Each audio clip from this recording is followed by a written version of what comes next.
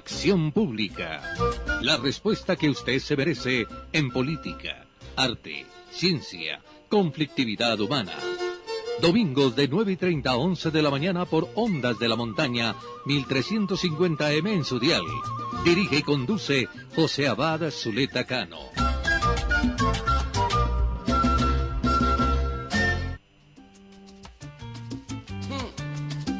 Ni pa' allá voy a mirar.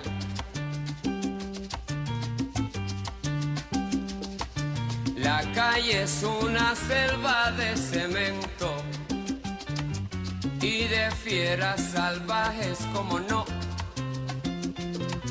Ya no hay quien salga loco de contento. Buenos días, buenas tardes, buenas noches. Bienvenidos a una nueva emisión de su programa Acción Pública, el programa que le entrega la respuesta que usted se merece. Todos los domingos de 9:30 a 11 de la mañana por 1350 AM, la tradicional de Antioquia. Acción Pública, la clase del domingo, con los mejores invitados cada 8 días. Porque nuestro objetivo es que usted, amable oyente, pueda resolver sus inquietudes sobre todos los temas de la cotidianidad sin sesgos, sin oportunismos políticos, en una forma amena y sencilla. Por eso invitamos a los más versados, a los que más han estudiado cada tema. Hoy, como hace 8 días, tenemos de nuevo al doctor Óscar Santamaría. Doctor Óscar, buenos días. Gracias, doctor José, muy complacido por estar nuevamente en Acción Pública, de verdad que es algo supremamente gratificante. Un saludo a la mesa de trabajo y nuevamente acá con la mejor energía.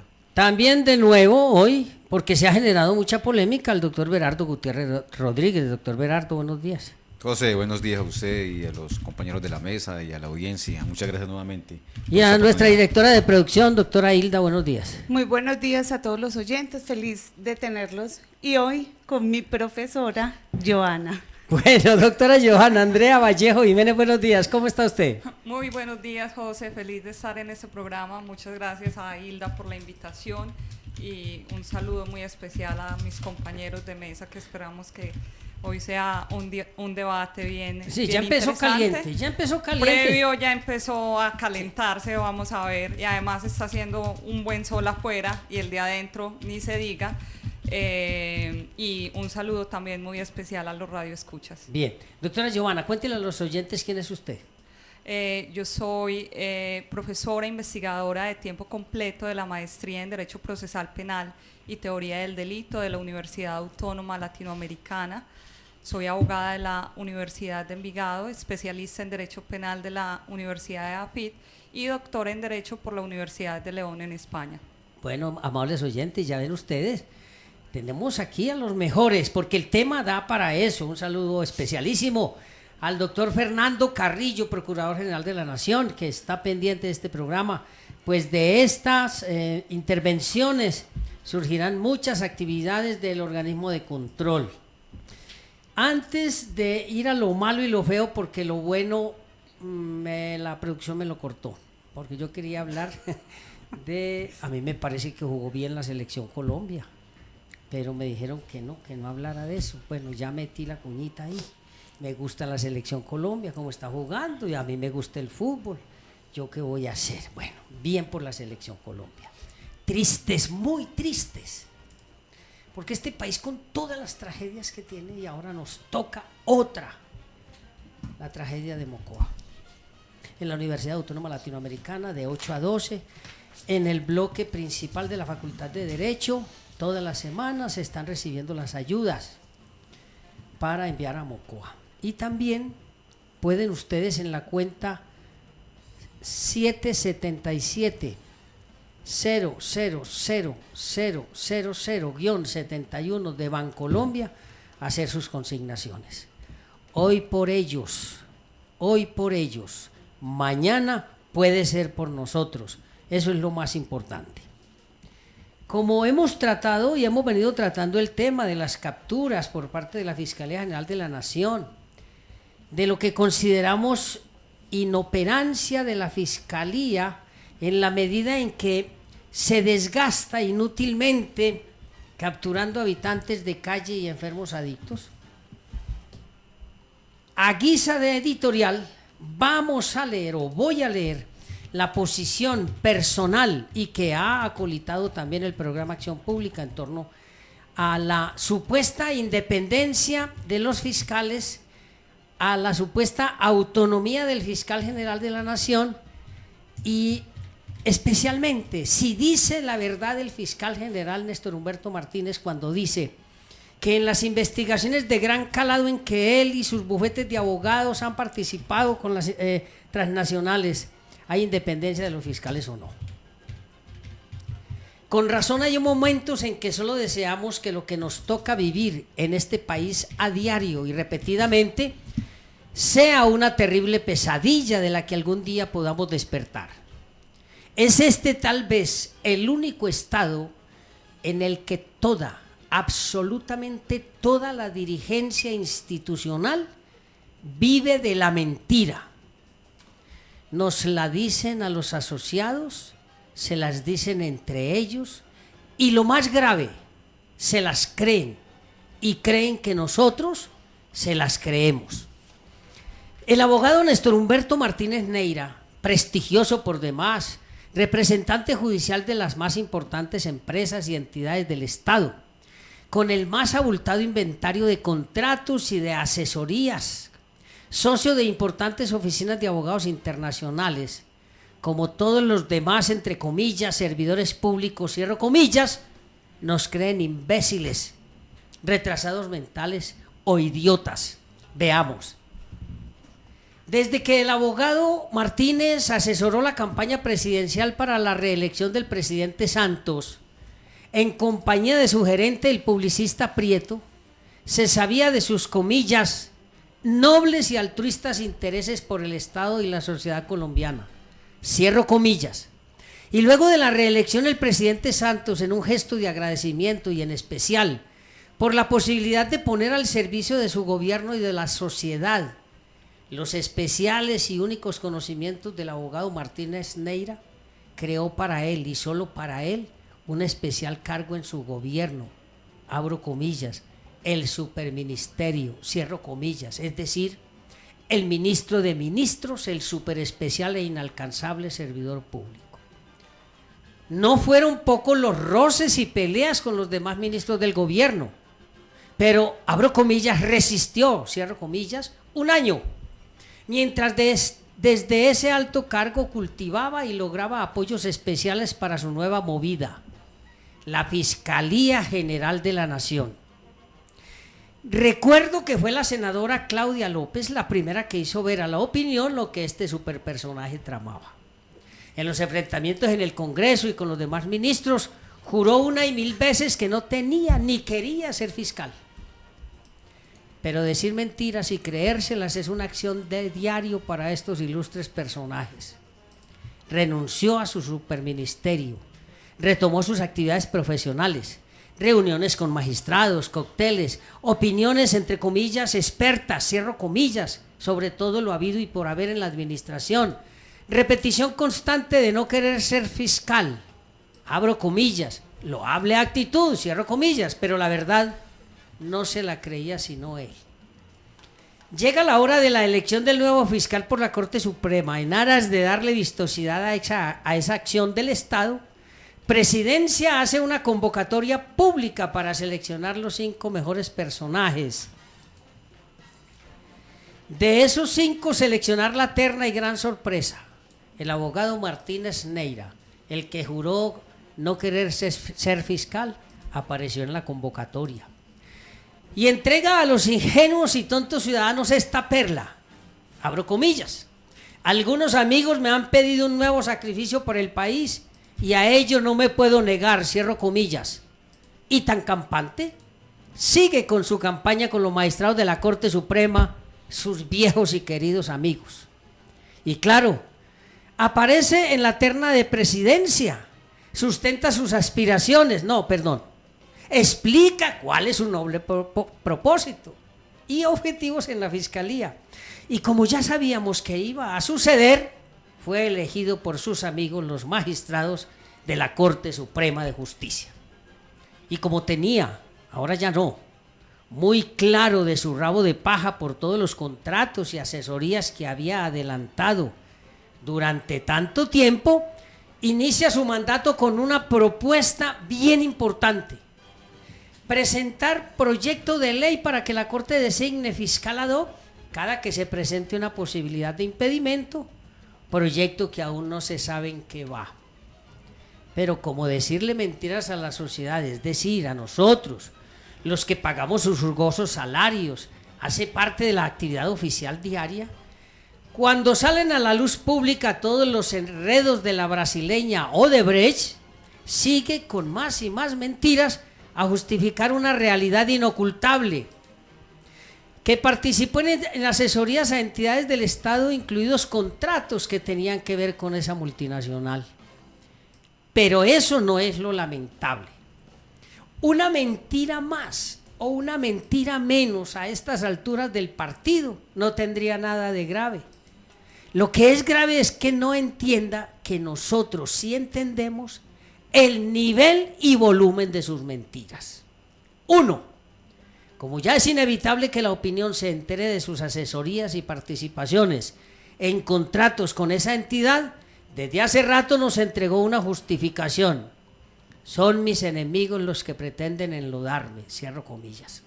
Dos, ante las pruebas, especialmente testimonios de vinculados a ese episodio, otra mentira, comillas: esos procesos están asignados a fiscales independientes y yo nada tengo que ver con esas investigaciones, cierro comillas. Ustedes, oyentes, sienten mi admiración por esas expresiones. Tres, pero como ese, comillas, independiente suena hueco, sale a garantizar que agotará todos los esfuerzos de la entidad a su cargo para entregarle resultados a la sociedad, cierra comillas. Pero señor fiscal Néstor Humberto, usted, de los más connotados juristas de este país, debería tener en cuenta que aquí vivimos profesionales del derecho, que sin tanto laurel ni ditirambo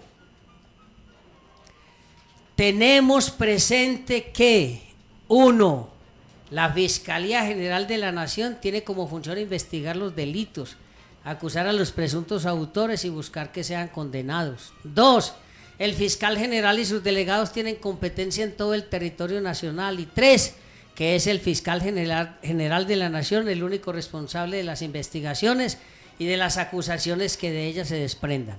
Así las cosas, le recuerdo, señor fiscal, que eso que usted dice en el sentido de que las investigaciones están en manos de fiscales independientes es una lamentable mentira, o peor aún, para un personaje como usted, una manifestación de absoluta ignorancia, toda vez que todos los fiscales de este país le hace bien.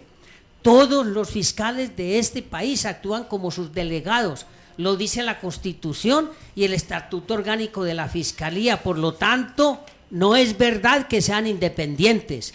Todos, absolutamente todos, dependen de usted. Pero la muestra de esa ausencia de independencia es elemental.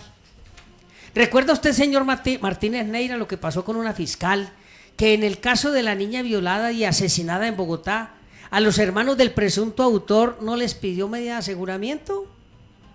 Es posible que por tanto trabajo no lo recuerde, pero a esa fiscal que sí sabía lo que estaba haciendo la removieron de su cargo, y la explicación suya y de su vicefiscal fue contundente, comillas: tenemos un comité técnico en el que estudiamos los casos de connotación nacional y ya habíamos dado la orden a la fiscal que pidiera medida de aseguramiento, cierra comillas.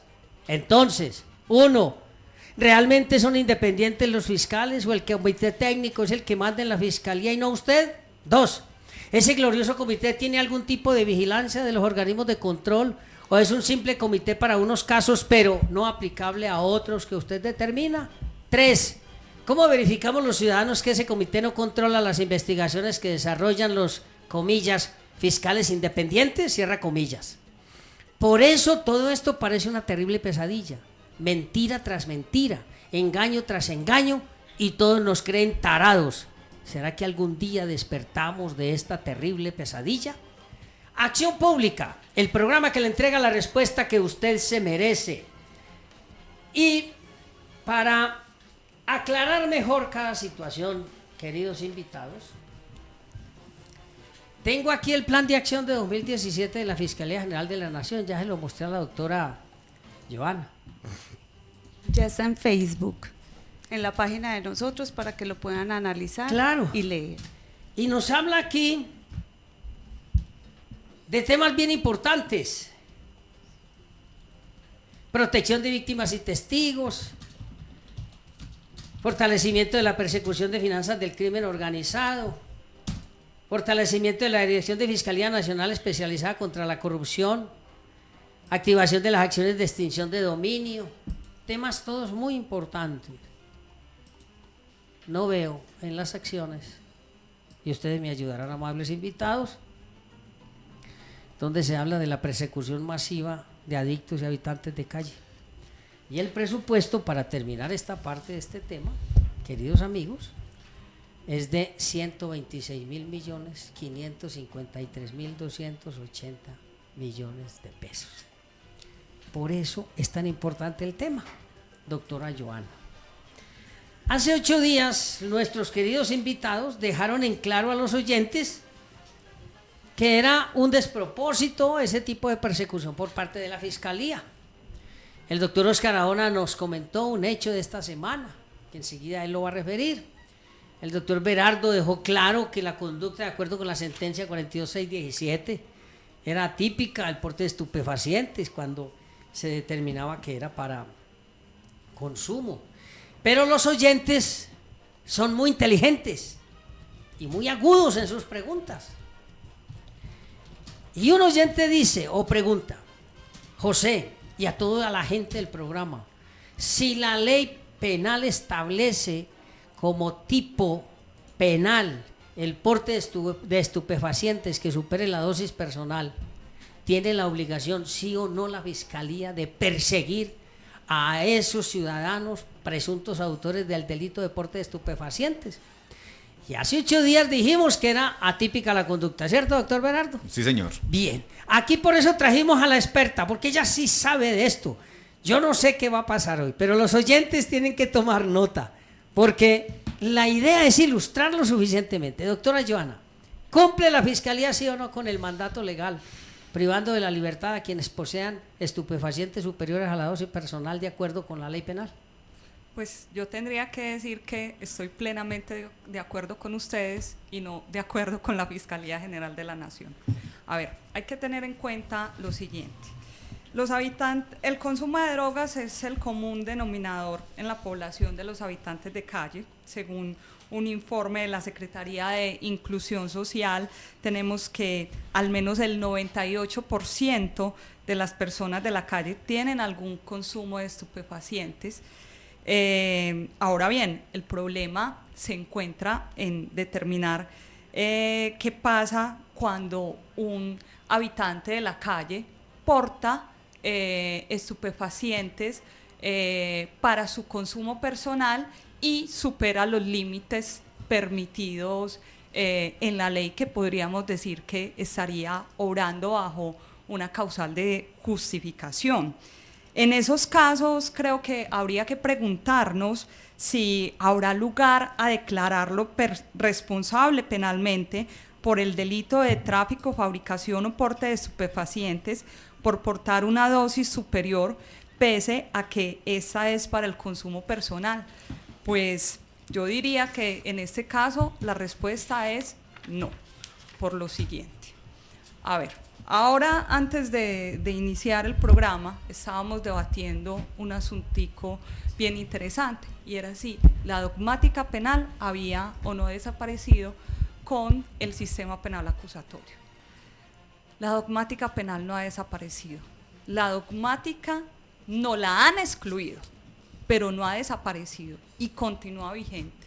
Y yo le hago un llamado a los abogados litigantes, un llamado a los funcionarios judiciales para que apliquen la dogmática a los penal, fiscales y a los jueces. a los fiscales y a los jueces, para que apliquen la dogmática penal, porque la dogmática penal no fue derogada por la ley 906 de 2004. En ningún momento he visto yo la derogatoria de la dogmática penal. Eso sería derogar la ley 599 de 2000. Pues bien, en virtud de la misma dogmática penal es que podría encontrar justamente la respuesta negativa que les advertí hace algún momento.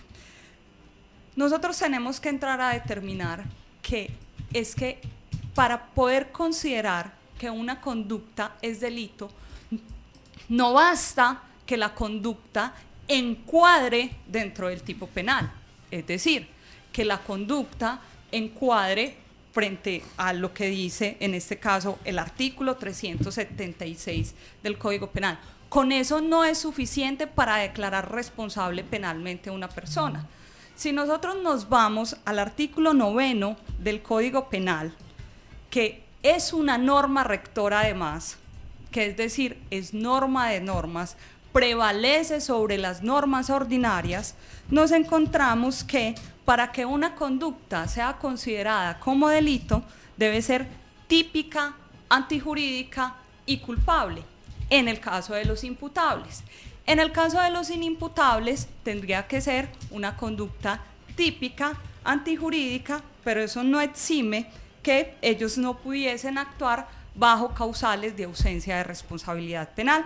Entonces eso indica que, de todas formas, en ese tipo de situaciones habrá que analizar las causales de ausencia de responsabilidad penal. Pues bien, si nosotros entramos a mirar,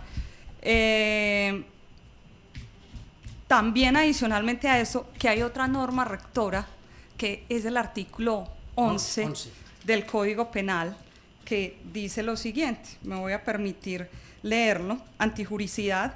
Para que una conducta típica sea punible, se requiere que lesione o ponga efectivamente en peligro, sin justa causa, el bien jurídicamente tutelado por la ley penal. Lo que me está consagrando a mí esta norma rectora es justamente lo que nosotros conocemos como principio de lesividad, que pretende proteger o que pretendió proteger el legislador con el establecimiento del tipo penal de tráfico, fabricación o porte de estupefacientes. Pretende proteger es justamente a la colectividad a través del bien jurídico de la salud pública. Bien, doctora Johanna, es que me hacen unas preguntas antes de que usted continúe. Doctor Berardo, doctor Oscar, doctora Johanna, me preguntan varios oyentes. De acuerdo con lo que está leyendo la doctora Johanna, y está diciendo la doctora Johanna, que ustedes también habían dicho hace 8 días, ¿por qué entonces la Fiscalía se empeña en seguir privando de la libertad y llevando a audiencias de legalización de captura a habitantes de calle, si ya hay numerosas sentencias que establecen que no se está violando el bien jurídico tutelado de acuerdo con el artículo 11? ¿Cuál es el sentido entonces o qué pretende la Fiscalía? Además, pues obvio, de las estadísticas, ¿qué pretende la Fiscalía con ese tipo de persecución? José Abad, pues ¿qué va a pretender la Fiscalía? Generar un impacto social, un impacto que la sociedad vea de que efectivamente se están haciendo capturas, pero como la sociedad no tiene el conocimiento jurídico-político, jurídico-dogmático, para determinar si estas personas que supuestamente han cometido este delito de tráfico o porte de estupefacientes, se determine que sea una conducta que cumpla con las 3 características del delito. Eso es lo que pasa, José. Bueno, pero mire que la doctora Johanna nos está hablando ya de otros planteamientos. Incluso ahora al comienzo hablaron de algo que siempre me ha cuestionado mucho. De todas maneras, todo eso hace parte de la política criminal del Estado, y yo he preguntado 1000 veces, ¿existe política criminal del Estado? La doctora Johanna me decía, sí existe, pero no es la que a usted le gusta, pero política criminal sí hay. Pero a ver, Berardo, frente a las capturas que está haciendo la Fiscalía... José, pero contémosle a los oyentes que son políticas criminales. Sí, a eso voy. Doctor Berardo, ¿qué entendemos por política criminal? Lo dijimos hace 8 días, pero volvámoslo a repetir para que la gente se entere.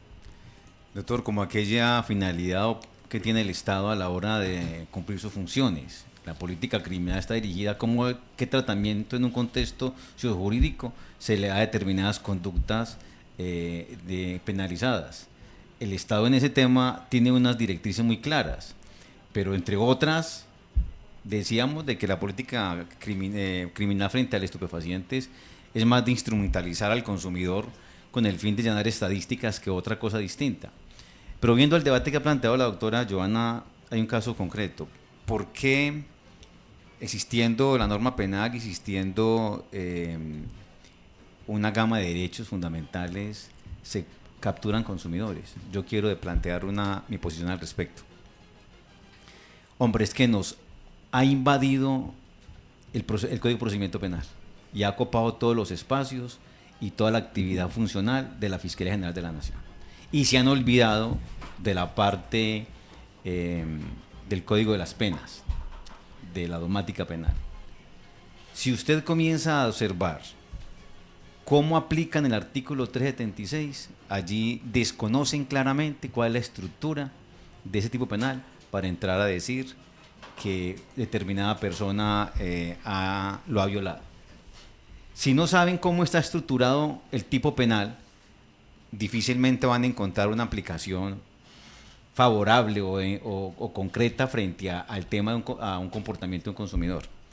Yo le voy a invitar a usted, a todos en la mesa, a que identificáramos los elementos que estructuran el tipo penal, pero desestructurándolo, es decir, qué tiene y qué no tiene. Ajá. Para saber qué está pasando. Correcto. Porque en la Fiscalía no hacen ese ejercicio y por eso persiguen consumidores, y menos la policía, pues.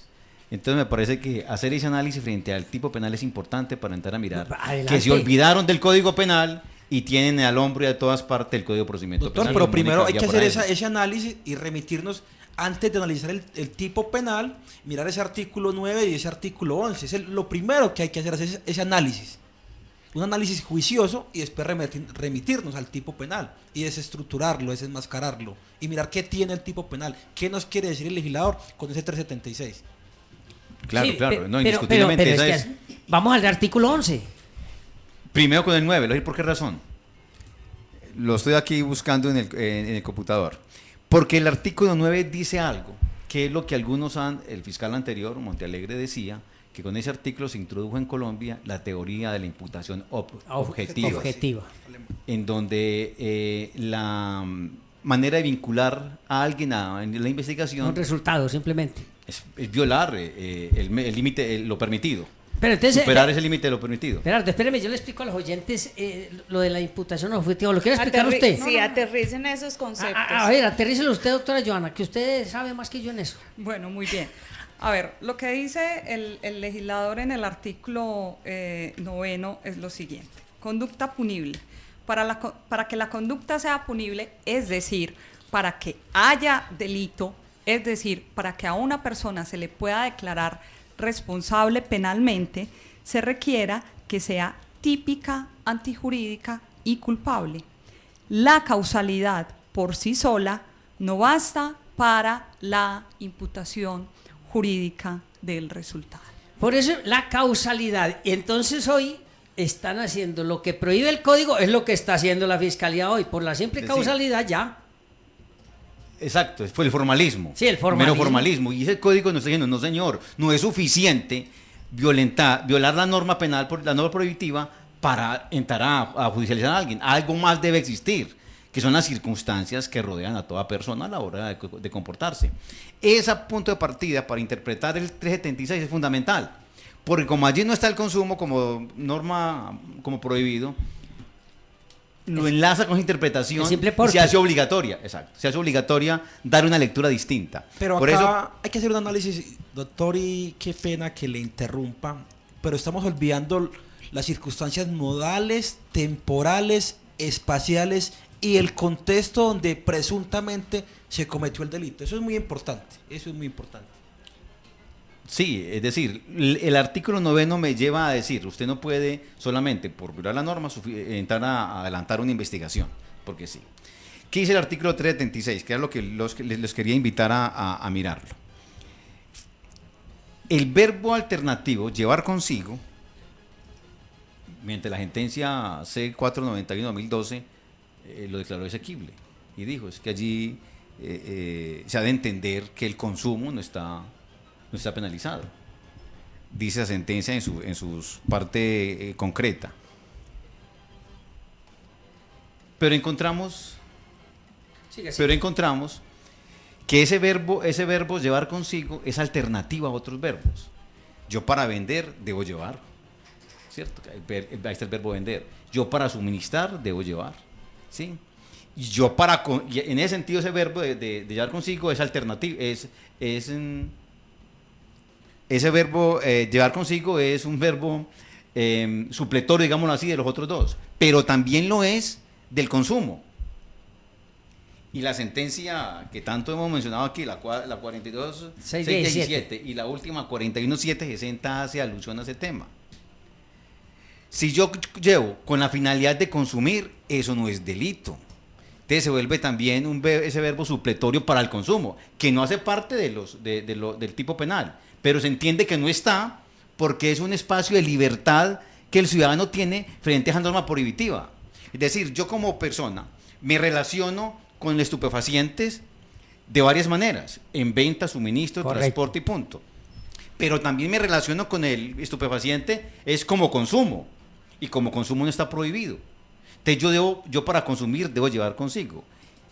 Diríamos entonces que el verbo llevar consigo está deshabilitado dentro de ese artículo. No, porque si la finalidad de consumo no supera racionalmente con un estudio de contexto, de circunstancias de tiempo, modo y lugar, sobre todo de modo, entendemos de que el porte es para consumir, esa conducta independientemente de la cantidad no está prohibida, salvo que no se explique racionalmente ese porte. Un ejemplo. O que la fiscalía demuestre que usted no lo tiene para consumir. Es que la carga de la prueba es de la fiscalía.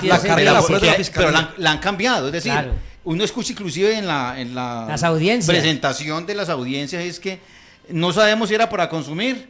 No, es que uno tiene que saber, debe presumir que era para consumirlo. Es que si no encuentra un elemento que le indique que es para venta o suministro, debe presumir que es para consumir. Bien, se pone sabroso esto, la clase del domingo, por eso me gusta, porque son temas bien importantes, tenemos una sintonía amplísima, pero yo tengo que cumplir unos mensajes comerciales. Vamos a ellos y en minutos regresamos en Acción Pública. Usted está escuchando Acción Pública. Y de fieras salvajes como no, ya no hay quien salga loco de contento. Bien, amables oyentes, continuamos con su programa Acción Pública, el programa que le entrega la respuesta que usted se merece.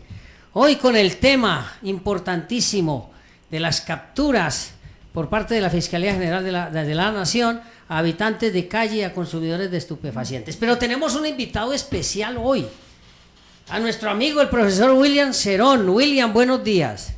Muy buenos días a todos. Doctor William, cuéntele a los oyentes quién es usted. Bueno, no, yo simplemente soy un profesor de la Universidad Autónoma Latinoamericana, soy de la facultad pues, de filosofía, pero trabajo en la facultad de Derecho. Tengo una maestría en estudios políticos y un doctorado en filosofía del derecho. Bien, se dan cuenta, amables oyentes, tenemos a los mejores, de eso no hay duda, porque se trata de entregarles a ustedes la mejor conceptualización para que ustedes puedan generar sus propias iniciativas y su propia comprensión de los diferentes temas. Doctor Cerón, ¿en qué consiste el segundo concurso internacional latinoamericano? Bueno, consiste en dos asuntos. Uno, que estamos promocionando desde la Universidad Autónoma Latinoamericana lo que es el cortometraje e ensayo latinoamericano. El cortometraje tiene que ver con una reflexión sobre América Latina que tenga una mirada crítica, reflexiva y social de nuestro continente. Uno se dice, ¿por qué este concurso? Simplemente para darle la impronta a la Universidad Autónoma Latinoamericana. Hace unos años vinieron a la visita de los pares académicos y nos dijeron, bueno, esta universidad va a cumplir 50 años y ¿qué han escrito, qué han pensado sobre América Latina? Entonces un grupo de profesores nos dimos la tarea de tratar de pensar nuestro continente a manera de dos elementos. Uno con la escritura, que es el ensayo, por eso estamos aquí premiando el mejor ensayo que tenga que ver sobre América Latina, y el otro es sobre el cortometraje, lo que es la imagen en movimiento. Entonces, tanto la imagen como en movimiento y el ensayo, tenemos para este año unos excelentes premios que son $5,000 al primer lugar y menciones especiales, tanto para el ensayo como el cortometraje. Doctor William, un oyente hace una pregunta muy sencilla. ¿Qué tiene que ver una facultad de Derecho, eso del cine y el cortometraje? ¿Eso por qué? Porque el cine ha ganado mucho terreno. Yo creo que el cine no es solamente un asunto pedagógico como para colocar una película y huir de la clase, simplemente es que con el cine enseñamos, pensamos y también producimos conocimiento. Entonces creo que la Universidad Autónoma, desde la Facultad de Derecho, es líder en esa relación entre cine y derecho, o cine y literatura.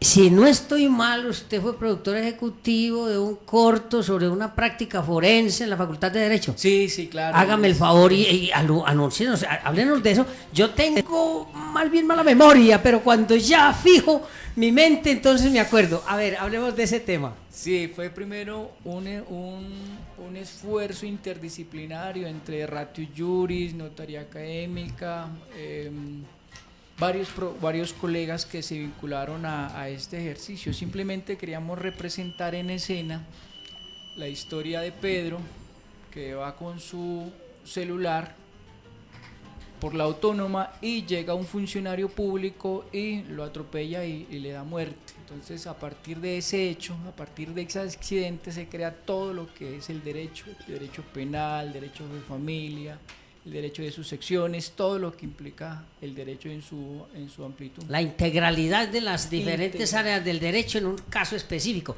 Muy importante porque los estudiantes pueden adquirir una visión panorámica de la importancia de todas, absolutamente todas las áreas del derecho. Bueno, doctor Zenón, ¿cuándo es el concurso entonces? Mira, aquí haciendo un resumen rápido para los radioyentes. Entonces, primero el cortometraje, tenemos plazo para entregarlo hasta el 30 de julio. El cortometraje son de 10 a 20 minutos sobre uno de los tantos temas que se trabaja en América Latina, como son resistencia, literatura, política, minería, o sea, ahí le cabe todo. Y la elección es el 30 de agosto de este año y la publicación del ganador el 31 de agosto, y ya la premiación tendríamos el 15 de septiembre, básicamente la premiación del cortometraje, pero también las mismas fechas están con el ensayo. Entonces el ensayo hay que entregarlo el 30 de julio, es un ensayo entre aproximadamente 80, 150 páginas.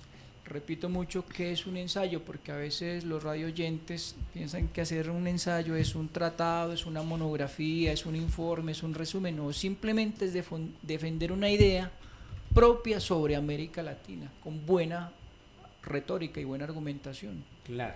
Bueno, ¿quiénes son los jurados de este concurso? Los podemos decir, son de América Latina, lo que tiene que ver con el cortometraje. Son el director de Los Colores de la Montaña, Carlos César Arbeláez, es muy conocido, de hecho estrenó su película hace unos días, Eso que llaman amor. Tenemos de Bogotá a Rito Álvarez Torres, de la filmación fílmica, y también tenemos a...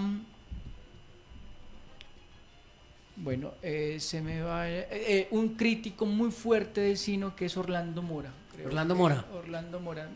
Yo les hacía una anotación a estos jurados que uno sabe que en Bogotá se produce televisión, en Cali se produce cine. ¿Y qué produce Antioquia? Le digo, críticos del cine. Críticos del cine. Ahí está Álvarez. El finado Álvarez, el gordo. Sí, ¿usted lo conoció? Sí, claro, el gordo. El gordo Álvarez, el mejor crítico de cine. Exacto. Claro que no hizo sino una película que no logró publicarla, ¿usted recuerda? Sí, un cortometraje. Un cortometraje. Sí. Y lo que es de ensayo tenemos también a tres excelentes académicos que son Memo Ángel, que es muy conocido, de la Bolivariana, tenemos a José Olimpo Suárez, también de Bolivariana, y la de Antioquia, y Juan Guillermo. Bueno, doctor William, le auguramos éxito extraordinario no solo a usted, sino a la universidad y al derecho, porque todas estas acciones están orientadas a mejorar de una u otra manera el ejercicio y la aplicación de la justicia, porque se requiere una comprensión universal para poder ser un buen jurista. Muchísimos éxitos y confiamos en que usted nos esté contando los resultados en el próximo programa. Sí, muchas gracias por invitarme y encantado aquí de estar en el programa. Espero que los radioyentes se motiven porque les insisto mucho, el premio es muy bueno, $5,000 para ensayo y $5,000 para cortometraje. Creo que ningún festival nacional da esa cantidad de dinero. Bien, voy a conseguirle un programita con Orlando para que hablemos de cine. Con gusto. Ya estoy planteando aquí con la productora, porque es muy importante traer a Orlando y traer a otros 2 o 3 para que hablemos de la importancia del cine en la ciencia, en todo lo que tiene que ver con el derecho y la ciencia en general. Muchísimas gracias, doctor William, y lo esperamos próximamente por aquí. Bueno, muchas gracias a ustedes. Bien, amables oyentes, Acción Pública, el programa que le entrega la respuesta que usted se merece. Saludo especial a Astrid Ramírez en Medellín, a John Fernando Mesa, a don Oscar Bustamante, el papá de Caterine. Oiga, Caterine, usted vive aterrizada, me gusta mucho eso. A Gabriel Ángel Sánchez Borja en Costa Rica, a Luisa Molano en Tampa, en Nueva York, en Chicago, en Argentina, en Sao Paulo, en Río de Janeiro, es decir, en el mundo entero. Por eso cuando ustedes me preguntan, amables oyentes, por qué yo saludo buenos días, buenas tardes, buenas noches, es porque estoy saludando en todos los usos horarios, porque tenemos sintonía en todo el planeta. Eso es muy importante. Acción Pública, el programa que le entrega la respuesta que usted se merece. Muy bien, ¿cuál fue el tema que quedó gravitando antes de irnos a comerciales? Que los oyentes están preocupados. Seguimos preocupados con la Fiscalía privando de la libertad. ¿Puede hacerlo la Fiscalía o no? ¿Existe política criminal o no? ¿Se está violentando el debido proceso? Doctora Joana. Bueno, ahora mencionabas algo, José Abad, cuando decías que para ser un gran jurista se requería una comprensión universal. Y eso me trajo a la mente el gran jurista, ser humano, que justo acaba de cumplir 2 años de fallecido en el recorrido de esta semana, el magistrado Carlos Gaviria Díaz, y que justamente nos dejó una gran sentencia justo de este tema, que fue la sentencia 221 del 1994, mediante el cual se legalizó el consumo personal de estupefacientes, mediante una gran obra maestra donde el maestro Gaviria nos decía cómo las personas tenían el derecho al desarrollo de su libre personalidad.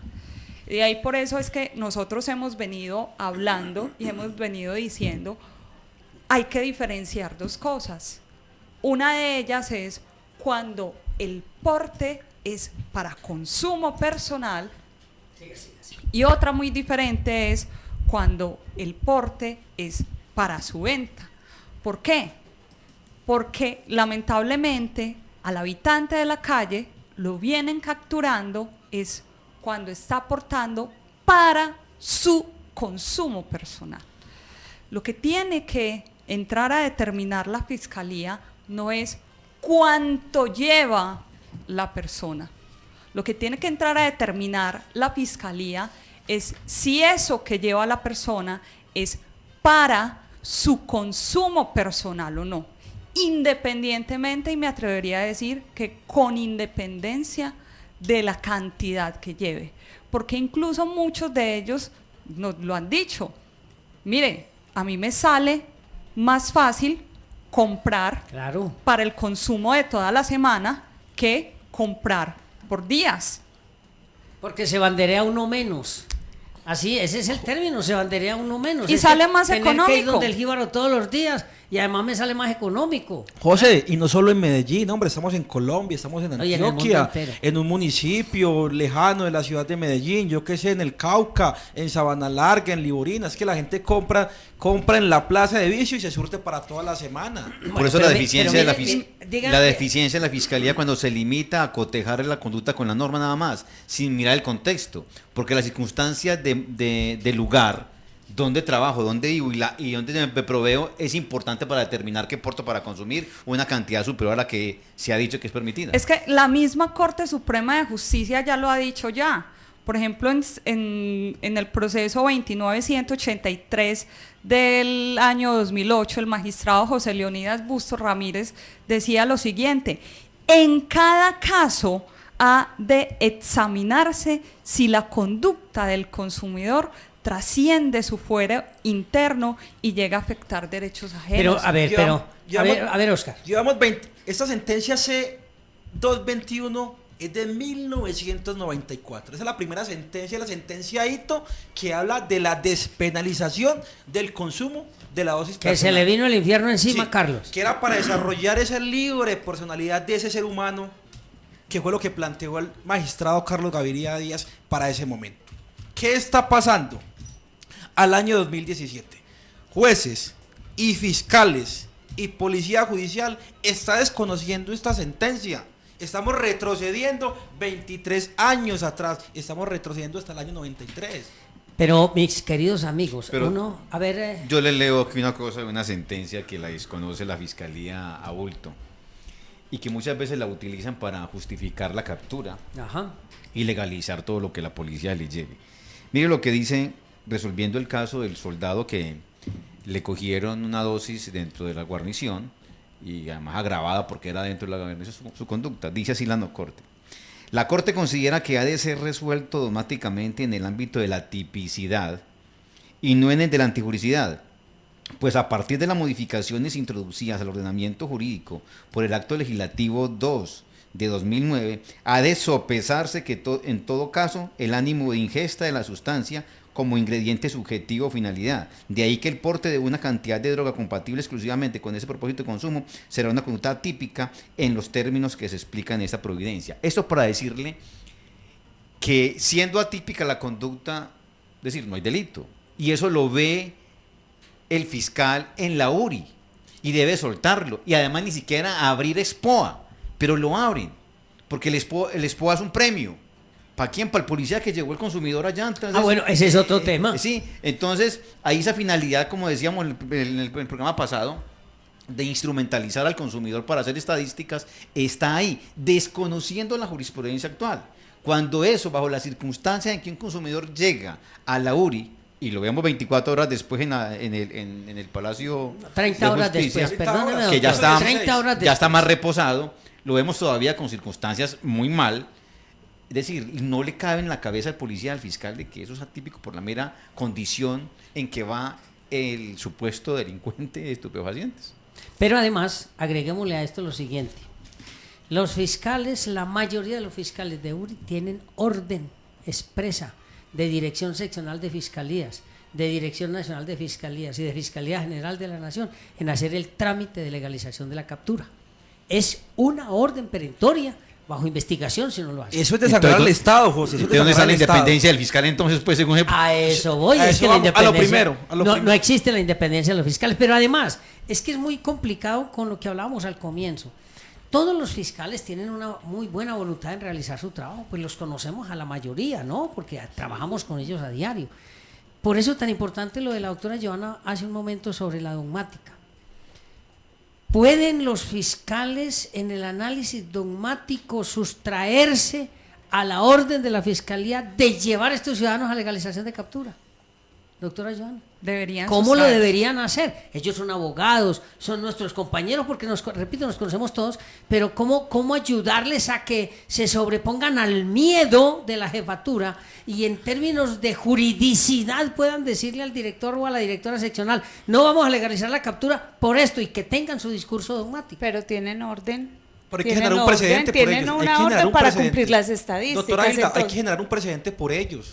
un precedente responsable, que tiene que empezar por alguien. Si no empezamos, esto no va a mejorar. Pero No, esa es la idea, esa es la ¿Y qué idea. tal si un consumidor que a grandes rasgos se ve que es consumidor denuncia por prevaricato al fiscal y los demás? Bueno, y al Sería juez. maravilloso. Esa es otra puerta. Pero la pregunta es, ¿prevarica el juez? Doctora Joana. Sí. Sí. Una dogmática prevarica. penal, como dice Gibernador Day, mal aplicada, deshumaniza la justicia Y deslegitima al y Estado. deslegitima al Estado. Por lo tanto, en ese tipo de situaciones es que nosotros no podemos olvidarnos. Es que yo les decía al inicio del programa, cuando les hablaba del artículo 9 del Código Penal, es una norma rectora. Las normas rectoras tienen el carácter de superioridad jerárquico. Cuando están en contravía de una norma ordinaria o una norma que en este caso ni siquiera es norma, es una disposición de carácter administrativo, entonces, por lo tanto, debe prevalecer sobre todo la norma rectora. Y lo que están haciendo los funcionarios judiciales en este caso es vulnerar la norma rectora, es poner por encima una regla de carácter administrativa, una disposición administrativa que les viene imponiendo la Fiscalía General de la Nación sobre lo establecido en la norma rectora. Pero mire, siga, doctora, siga. Ya voy a hacer mi intervención. Ahora bien, acá, claro, sabemos que el problema incluso supera lo establecido por la misma dogmática penal, que el problema es un problema de carácter de política criminal, ¿cierto? Y es el tipo de política criminal que viene estableciendo nuestra administración y nuestro Estado. Hay dos formas de política criminal. Una política criminal que se orienta a determinar la persecución del delito a través del derecho penal, que fue las primeras ideas que surgen en Forbach de política criminal, pero que a medida de los años y que la misma Corte Constitucional lo reconoce, dice, ojo, la política criminal no es solamente persecución o prevención del delito a través del derecho penal. Se puede prevenir el delito de muchísimas formas. Y entonces ahí hay que hacer un paréntesis y un espacio, y esa política criminal de la mano de unas buenas políticas públicas. Exactamente, hay que acoger un concepto amplio de política criminal, una política criminal con unas políticas públicas adecuadas. Pero ¿cuál es la política criminal que estamos optando? Estamos optando por una política criminal eficientista del derecho penal. Y no hay Populismo punitivo, lo ha dicho Zaffaroni, populismo punitivo. Represiva, estigmatizante y selectiva. ¿Cómo podemos mostrar mayor efectividad o eficientismo, más bien eficientismo del derecho penal? ¿A través de qué? A través de las estadísticas. ¿A través de qué? A través de los números. ¿Y cómo podemos obtener mayor números? Cuando seleccionamos a un grupo determinado de la población, al grupo más desfavorecido, al grupo más, podríamos decir, más desamparado de la población. Pero doctora y queridos amigos oyentes, yo voy a ser de abogado del diablo. El plan de acción establece en sus objetivos duplicar la tasa de imputaciones de los casos priorizados relacionados con el uso de menores. Primer aspecto. O sea que ahí no hay análisis dogmático, no hay nada, es la orden. Es menor de edad. Ya. No, y Y miremos tiene las que metas. aplicarlo. Tenemos que mirar las metas, que hay unas metas que no están en ninguna parte y no hablan de los habitantes Claro. de playa. Impactar de forma contundente el crimen organizado, impactar la corrupción de mayor impacto, Ajá. combatir la violencia como un fenómeno priorizado de la seguridad ciudadana. En ninguna parte veo el habitante de calle. Pero como No está. metas, No existe. Oscar, Pero como está la metas, meta. Claro, Esa pero es la miren las meta. metas. Duplicar Exacto. la tasa de imputaciones en los casos de homicidio doloso, duplicar la tasa de imputaciones y la tasa de condenas por los delitos de violencia sexual, duplicar la tasa de imputación en los casos de violencia intrafamiliar. Es decir, Y todo eso para el 2017, Claro, solo usted- aplicable Claro. en el 2017. Pero las metas para 2020, aquí sí, están. si usted mira, sí, para 2020, De 2017 a 2020. Sí. Pero las Sí. metas siempre van a ser cifras. Cifras. Entonces me dice, mire, metas, radicar las imputaciones de la totalidad de hechos registrados a diciembre 31 de 2016. Es decir, imputaciones, sentencias condenatorias, imputaciones. Aquí no hay espacio para ningún análisis dogmático, discúlpenme. O es que nosotros estamos en otro país. Yo creo que es que aquí nosotros estamos en otro país, porque si la Fiscalía tiene la orden de llenar eso de imputaciones y de obtener sentencias condenatorias, sin hablar de contexto, sin hablar de aspectos fácticos, sin hablar de la norma penal, entonces somos los equivocados nosotros o es la Fiscalía. No, y el hecho es que imputan, y esto como se va a un principio de oportunidad, a una preclusión, porque a buen fin no se va a llevar esto, a una sentencia Sí, condenatoria. pero es que volvamos al tema de si la conducta es típica o no. Si eso lo hacen con los reales delitos, pues no hay ningún problema, bienvenida a las Claro, estadísticas. claro. Pero estamos hablando de cómo se instrumentalizan los consumidores para hacer esas estadísticas. Nos metieron un concepto mediático y que de pronto llegó a la conciencia del jurista y lo desbarató. Y es el famoso lucha contra el microtráfico. El microtráfico distrajo la acción de la policía y la fiscalía con una perversidad enorme hasta el punto de que dejaron de atacar las estructuras del narcotráfico, ¿cierto? Con el cuento de atacar el microtráfico. Pero además es peor. Esa lucha contra el narcotráfico lo hicieron a partir del consumidor. Ya ni siquiera del jíbaro, del expendedor de la droga al menudeo, sino del consumidor. Del consumidor. ¿Cierto? Y con ese cuento de atacar el microtráfico, estamos olvidando lo que realmente perjudica a la sociedad en el tráfico de estupefacientes, que son las estructuras. Usted lo decía hace 8 días. ¿Cómo es que todo el mundo sabe dónde están las plazas de vicio, menos la policía? Doctora Johanna. Es que mira, ese tipo de planes de acción, lo que están desconociendo es el derecho penal que está establecido en la Ley 599 de 2000, que es un derecho penal garantista.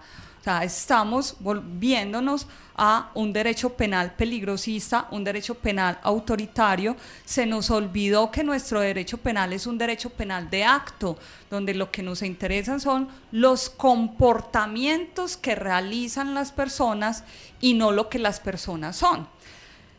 Es decir, estamos volviendo a un derecho penal de autor, donde seleccionamos a determinadas personas, las etiquetamos por sus características, por sus fisionomías, si pertenecen a un grupo social determinado, con los abusos de independencia, autoridad. Exacto, con Los abusos de independencia autoridad. si cometieron un comportamiento o no, pero necesitamos cifras para poder cumplir con el plan Y de usted acción. prueba esa posición, la prueba de esta manera. ¿A dónde van a buscar los traficantes de droga? A dónde están y deambulan los consumidores. ¿Sí? Y cuando advierten uno, saben que si lo recusan, algo le encontrarán. Por ahí Está te dejar un mensaje. está predeterminada la actuación de la policía sobre eso, sobre una población vulnerable como es el consumidor. Hay que dejar un mensaje a la Fiscalía y un mensaje a la Policía Nacional. Y el mensaje es el siguiente, que es que no tienen por qué capturar al consumidor, tienen que capturar y desarticular la estructura criminal.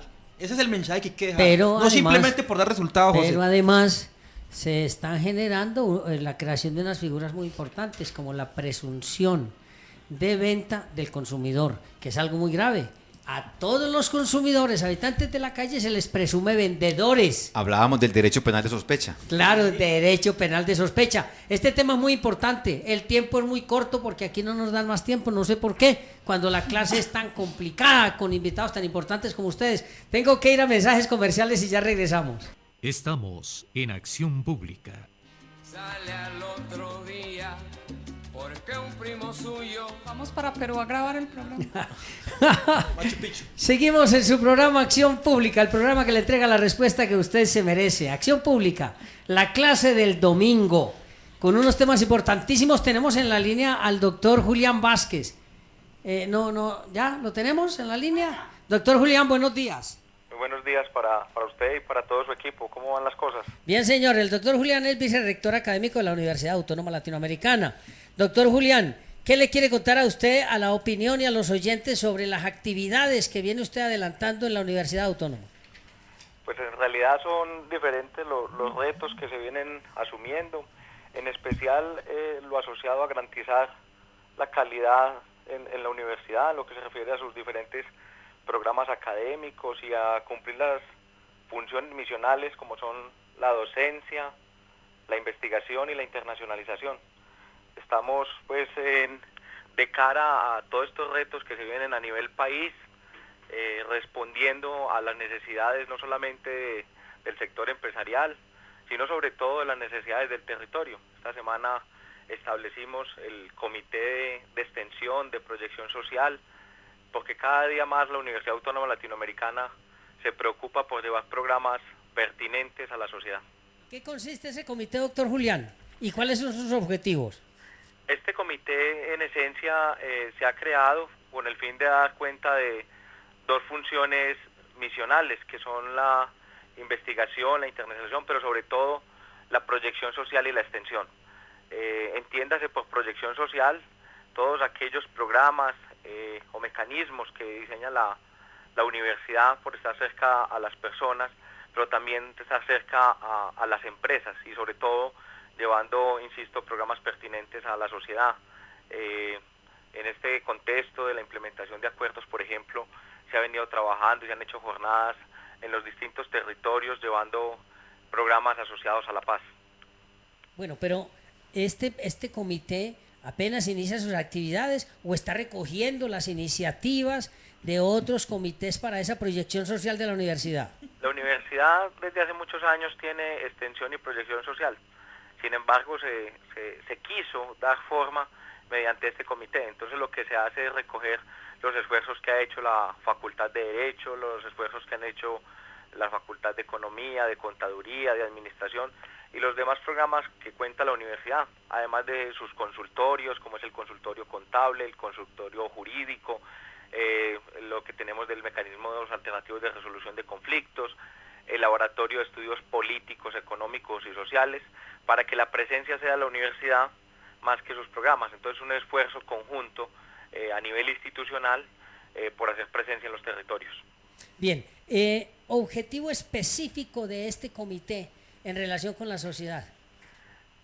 Llevar programas pertinentes, además de hacer formación a la medida y desarrollar la función sustantiva de extensión y proyección social en todo lo que se refiere tanto a nivel empresarial como a nivel personal. ¿Qué entidades o qué áreas de la universidad o entidades externas, si es que existen, integran el comité? Hay presencia de cada uno de los programas de la universidad. Entiéndase del programa de contaduría, del programa de derecho, del programa de economía, de ingeniería. Se buscó que tuviera representatividad y que al hacer esas apuestas en los diferentes contextos pues se pudiera llevar una oferta más amplia y a la medida del público. Actualmente, ¿qué programa de tareas tienen ustedes y están desarrollando? En esencia, en este momento, la universidad pretende que la investigación que realiza se traslade o se lleve mejor a la apropiación por parte de la comunidad. Esto es, que la investigación sea pertinente a las necesidades de la sociedad. Se busca impacto social. Pero dentro de lo que se refiere a diferentes programas, queremos sobre todo en este momento que la universidad sea un engranaje fundamental para todo este proceso de paz que es el reto de país. Yo creo que las universidades, más la nuestra, por sus orígenes, por la maestría en educación y derechos humanos, por su facultad de derecho, por sus programas en las ciencias empresariales y económicas, no puede ser ajena a este proceso de paz y queremos pues que lo que la universidad hace desde sus diferentes frentes, desde la docencia y la investigación, sea útil a la sociedad y más aún en este contexto de este proceso que vive el país. Doctor Julián, le auguramos muchísimo éxito y confiamos en que usted nos siga informando en el programa Acción Pública los avances del comité, los objetivos, los logros, etcétera. Eso esperamos, que la universidad cada día avance más. En este momento en especial estamos trabajando fuertemente para aumentar la producción de nuevo conocimiento y sobre todo lo que se refiere a publicaciones Easy Scopus, aumentar las consultorías y que la universidad sea el anclaje para transformar la realidad económica, social y política de nuestro país. Perfecto, doctor Julián, muchísimas gracias y esperamos entonces tenerlo nuevamente por aquí. Muchas gracias a ustedes y muchos éxitos. Bien, amables oyentes, continuamos en Acción Pública, el programa que le entrega la respuesta que usted se merece. Acción Pública, la clase del domingo, con invitados especiales cada 8 días para tratar los temas de trascendencia nacional, para que usted se forme su propio criterio y pueda tener independencia y autonomía en su forma de pensar. Amables oyentes, el tiempo es muy corto, esta clase del domingo es muy corta y yo quedo como con ganas y todos aquí quedan como con ganas. Pero vamos a aprovechar los pocos minutos que nos quedan para la parte trascendente que está a cargo de los invitados. Hemos analizado todo lo de la tipicidad, todo lo de la culpabilidad, el presupuesto de la fiscalía, los objetivos, las metas, la injusticia que significa la captura de estos ciudadanos habitantes de calle, todo el problema que significa la política criminal del Estado, la inexistencia o existencia de la dogmática. Pero una oyente mejor, doña Teresa, en Amagá, me escribe y me dice: doctora Abad, doña Teresa, yo no soy doctor, yo soy José Abad Zuleta, pero gracias por su pregunta. Ella dice: ¿qué propuestas tienen los doctores para la Fiscalía General de la Nación para que nos sigan capturando a estos pobres muchachos enfermos de nuestra sociedad? ¿Quién quiere empezar con las propuestas? Doctora Johanna, usted está que se habla.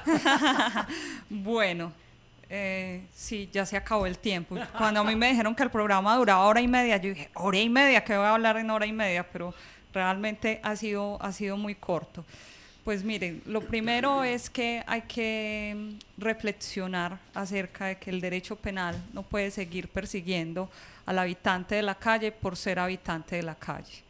El derecho penal no puede seguir siendo un derecho penal selectivo y el Estado aprovechándose de las cifras que obtiene con el habitante de la calle para cumplir con los planes de acciones que establecen, que como acabamos de mirar, constituye un derecho penal completamente arbitrario y contrario al derecho penal liberal establecido en nuestro mismo Código Penal. El derecho penal tiene que actuar como última ratio, es decir, como última razón.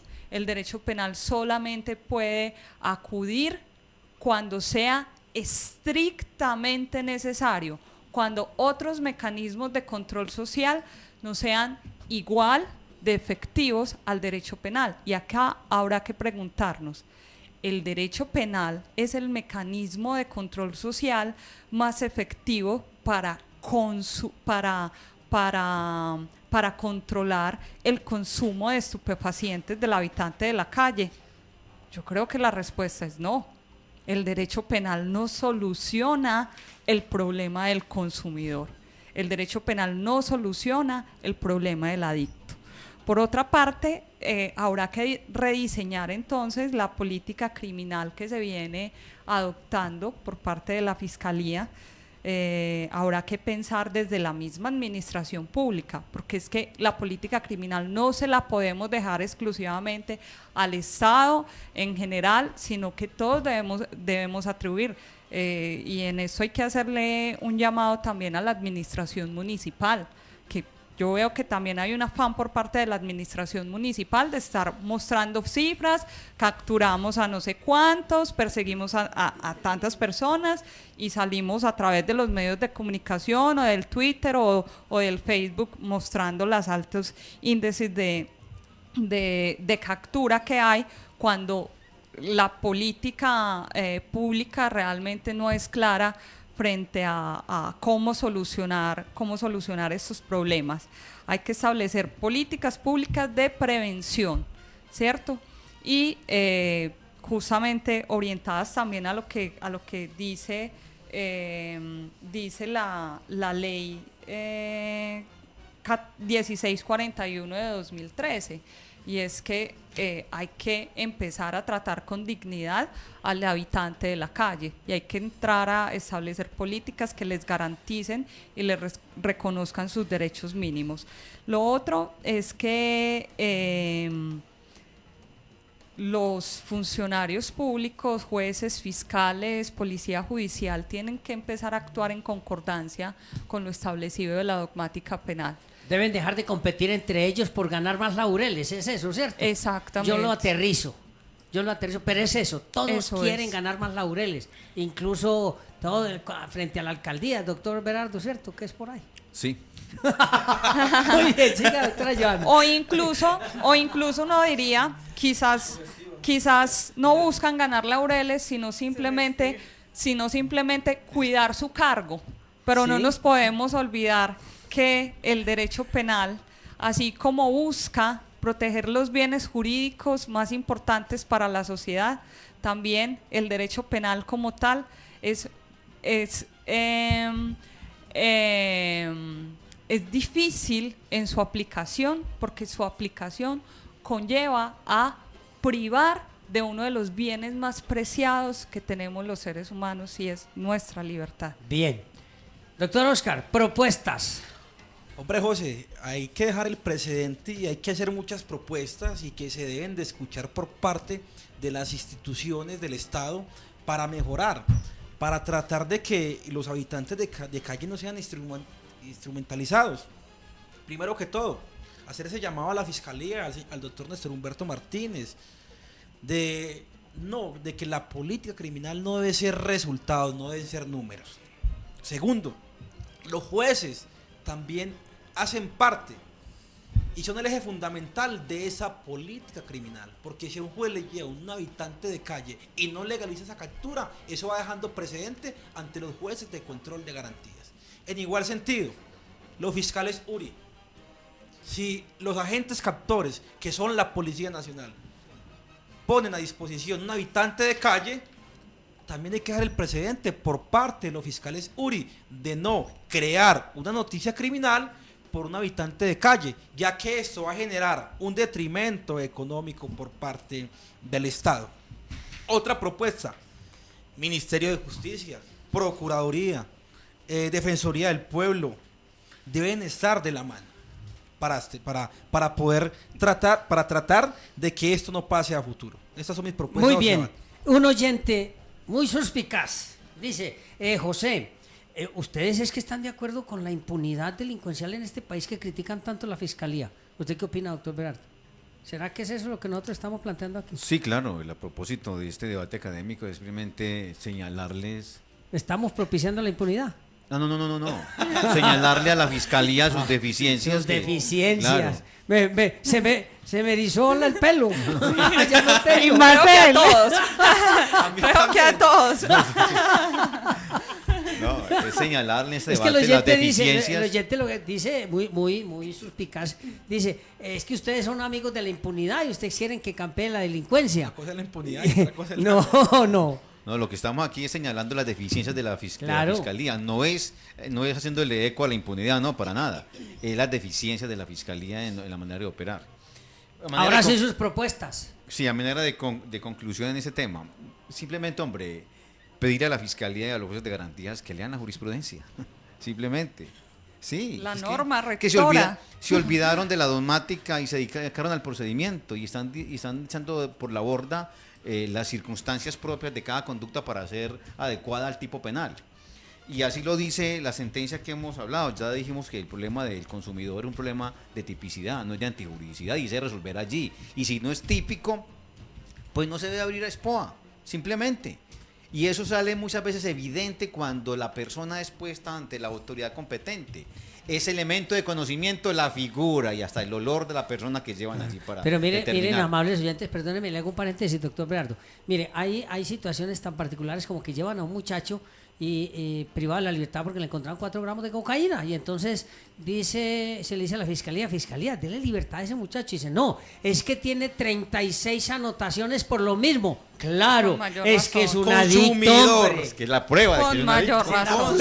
Con mayor razón. Continúa, doctor Berardo. Entonces, que por favor, hombre, lean la jurisprudencia que habla sobre el tema.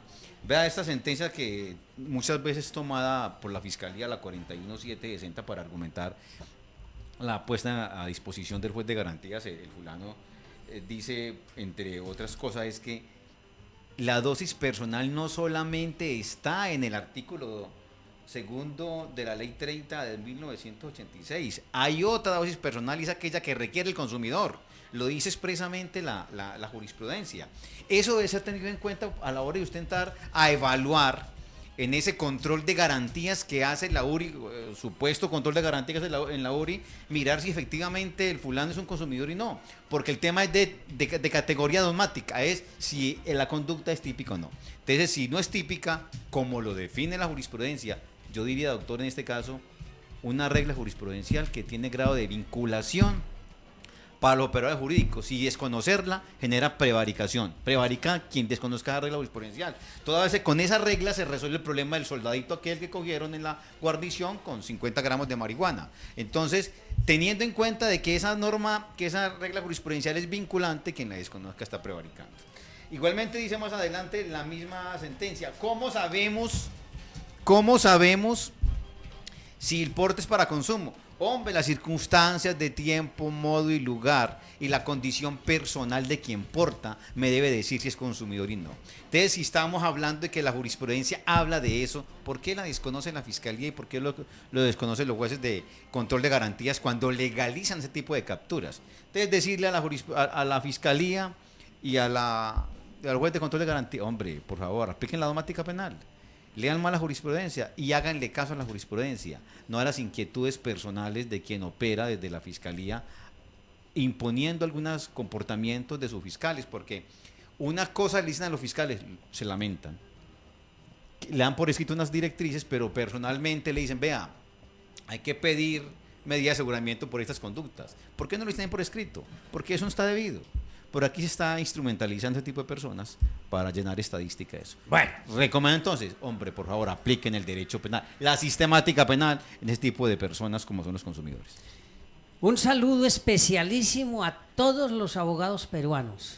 Hoy es el Día del Abogado en Perú.